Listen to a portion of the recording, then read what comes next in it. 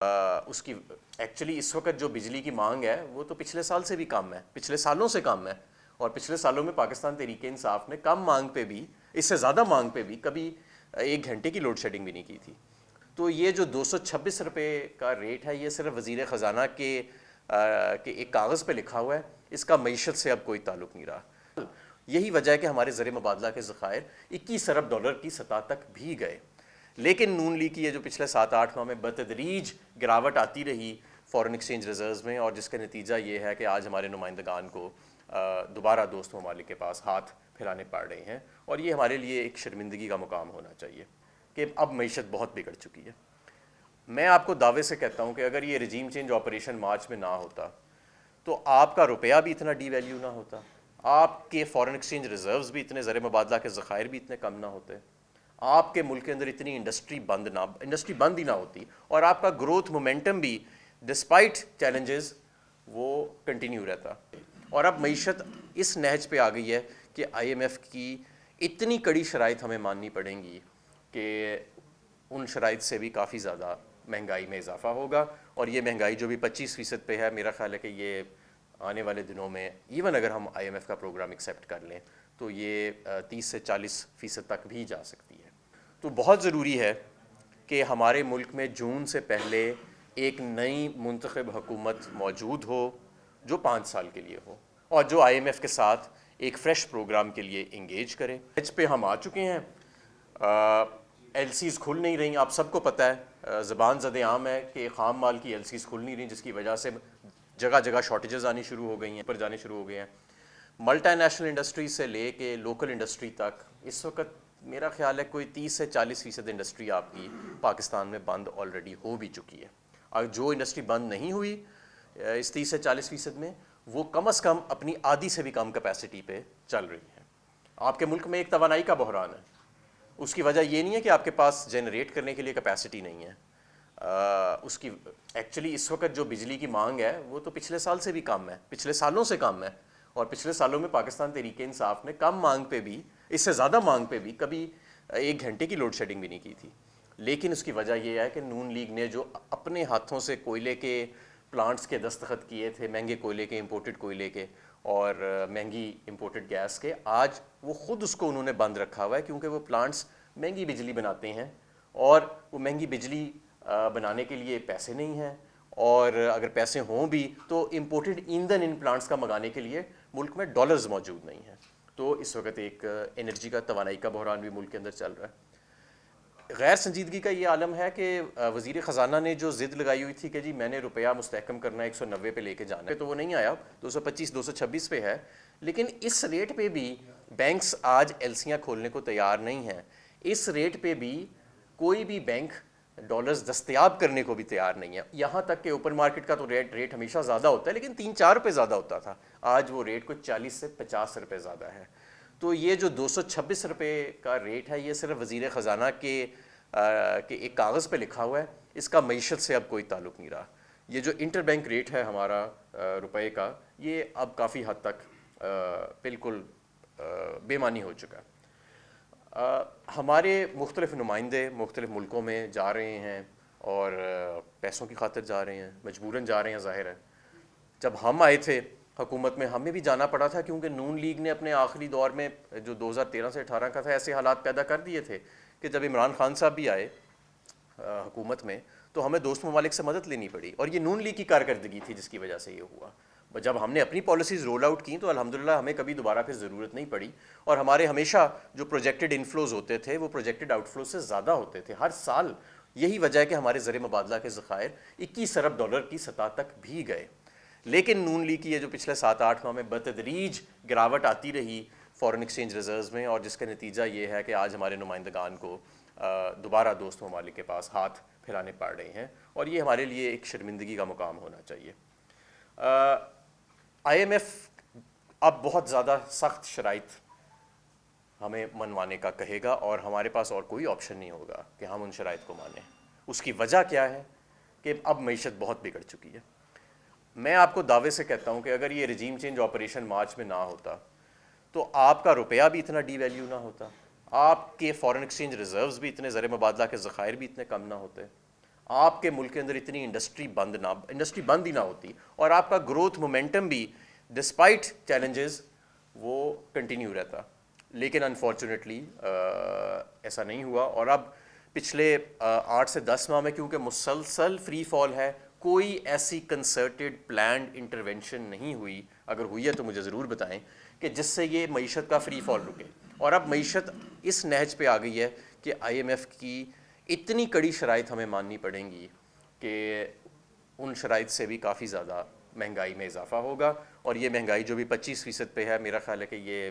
آنے والے دنوں میں ایون اگر ہم آئی ایم ایف کا پروگرام ایکسیپٹ کر لیں تو یہ 30 سے 40% تک بھی جا سکتی ہے. تو بہرحال سختی جو ہے اب وہ یہ اس نہج پہ لے آئے ہیں پی ڈی ایم حکومت ملک کو کہ سختی دونوں جانب ہے. آئی ایم ایف کے پاس جائیں تب بھی سختی ہے, نہ جائیں تو اور بھی زیادہ سختی ہے. تو یہ ایک خیر نہ جائیں تو میرا خیال ہے پھر تو ایک فل بلون کرائسس ہے. ایک میں اور بات جو آج یہاں رکھنا چاہتا ہوں, اور یہ بڑا ایک امپورٹنٹ اور مٹیریل فیکٹ ہے اکانومی کے بارے میں جس پہ شاید توجہ نہیں دی جا رہی, کہ آپ کا آئی ایم ایف کا یہ موجودہ پروگرام جون کے اندر ایکسپائر ہو رہا ہے. اور آئی ایم ایف اپنے میٹرکس اور اپنے ٹی او آرس کے تحت پروگرامز کو ایکسٹینڈ نہیں کرتی. نیا پروگرام جو ہے وہ حکومت کو نیگوشیٹ کرنا پڑے گا. آئی ایم ایف انٹرمز حکومت کے ساتھ بھی پروگرامز جو ہیں وہ نیگوشیٹ نہیں کرتی, اور آؤٹ گوئنگ حکومتوں کے ساتھ بھی وہ انکمفرٹیبل ہوتے ہیں پالیسی ڈیسیجنز لیتے ہوئے. اور ایسے آئی ایم ایف کے پروگرام کیونکہ وہ ایک آؤٹ گوئنگ گورنمنٹ ہوتی ہے, اور آپ ایسے پالیسی ڈیسیجنز لاک کر رہے ہوتے ہیں معیشت کے اندر جنہوں نے کم از کم 3 سال چلنا ہوتا ہے, 2 سے 3 سال. تو ظاہر ہے وہ اگلی حکومت نے آ کے اس کی امپلیمنٹیشن اور ایکسیکیوشن کرنی ہوتی ہے. تو جانے والی حکومت ان کی اس طرح بائنڈنگ کمیٹی اس سے وہ کمفرٹیبل نہیں ہوتے. تو بہت ضروری ہے کہ ہمارے ملک میں جون سے پہلے ایک نئی منتخب حکومت موجود ہو جو 5 سال کے لیے ہو, اور جو آئی ایم ایف کے ساتھ ایک فریش پروگرام کے لیے انگیج کرے. میرا خیال ہے کہ ملک میں اگر اسٹیبلٹی آ جائے گی اور تو بہت سارے سینٹیمنٹ تو اسٹیبلٹی سے ہی ٹرن اراؤنڈ ہو جائے گا. لیکن بہرحال پھر بھی اگلی حکومت کو سنجیدہ بنیادوں کے اوپر اور پازیٹیو مائنڈ سیٹ کے ساتھ جون سے پہلے, جون کے مہینے کے دوران ہی ہمیں آئی ایم ایف کے ساتھ انگیج کرنا پڑے گا اگلے پروگرام کے لیے, تاکہ کیونکہ اب یہ معیشت اگر تو یہ رجیم چینج آپریشن نہ ہوتا تو یہ جو 3 سالہ پروگرام تھا ڈسپائٹ کووڈ کے باوجود اور یہ جو سپر کموڈٹی سائیکل آیا اس کے باوجود ہم نے اس کو پازیٹیو نوٹ پہ ختم کر کے اپنی گروتھ ٹریجیکٹری کو اپنے اون پہ کنٹینیو کرنا تھا. لیکن جو پاکستان تحریک انصاف نے اپنے 3.5 سال میں 6% گروتھ, 10% لارج اسکیل مینوفیکچرنگ کی گروتھ, ریکارڈ $32 ارب کی ایکسپورٹ گروتھ, اور ریکارڈ ایگریکلچر کی 4.5% گروتھ جو آج تک کبھی پہلے نہیں ہوئی, یہ سارا کچھ, یہ جو سارے ہم نے ریکارڈ توڑے, اور اس کے علاوہ اور بہت ساری اچیومنٹس, یہ سارا کا سارا سینٹیمنٹ اور یہ سارا کا سارا مومنٹم جو ہے یہ رائیگاں چلا گیا ہے. اور آج اس نہج پہ ہم کھڑے ہیں کہ ملک اگر ایک ہفتہ ڈیفالٹ نہیں کرتا تو اس کو بھی یہ جو ہماری نالائق حکومت ہے, پی ڈی ایم حکومت ہے, اس کو بھی ایز این اچیومنٹ سمجھی جاتی ہے. میں آپ کو یہ بتانا چاہتا ہوں کہ روٹی کے لیے اور سستے آٹے کے لیے لائنز لگ گئی ہیں. ہمارے دور میں میڈیا کے اینکرز کی لائنز ہوتی تھیں جو جا کے گلی محلوں میں انٹرویو کرتے تھے, لیکن اب تو حقیقی بنیاد پہ بدقسمتی سے عوام کی لائنز جو ہیں وہ لگی ہوئی ہیں. عوام کے پاس کوئی اینکر تو نہیں جا رہا ان سے مہنگائی کا پوچھنا یا ان کا حال پوچھنا اس حکومت میں, لیکن عوام خود چیخ چیخ کے اپنا حال بتا رہی ہے. اور ایک شخص کی جان چلی گئی گزشتہ 2 روز پہلے سستے آٹے لیتے ہوئے. سستا آٹا لینے کے لیے اس شخص کی جس کی جان گئی, اس کی جان اتنی ہی قیمتی ہے جتنی جنہوں نے اربوں روپے کے NRO2 کے ذریعے اپنے کیس معاف کرائے ان کی جان قیمتی ہے. یہ لوگ بڑی بے شرمی کے ساتھ مطمئن ہو کے کہتے ہیں کہ نہیں جی یہ ملک اب ادھر آ گیا ہے, توانائی کا بحران ہے, کوئی کہتا ہے کہ جی چکن کھانا چھوڑ دو, کوئی کہتا ہے کہ نہیں جی یہ بحران آ جائے گا اور کوئی ایسا اس میں مسئلہ نہیں. دیکھیں یہ آپ لوگوں نے, ہم سب کو پتہ ہے, پورے ملک کو پتہ ہے کہ آپ لوگوں نے کیا کیا اس ملک کے ساتھ. آپ آئے, آپ اپنے کیس ختم کرانے آئے تھے اور آپ نے معیشت کا بیڑا غرق کر دیا. وقت پہ فیصلہ سازی آپ نے نہیں کی اور معیشت پچھلے 9 ماہ کے اندر اس نہج پہ پہنچ چکی ہے کہ اب لوگوں کو جو آنے والا وقت ہے وہ بہت سخت ہوگا. آئی ایم ایف کے ساتھ بھی سخت ہوگا, اور آئی ایم ایف کی طرف اگر ہم نہ گئے پھر تو تباہی کا عالم ہوگا.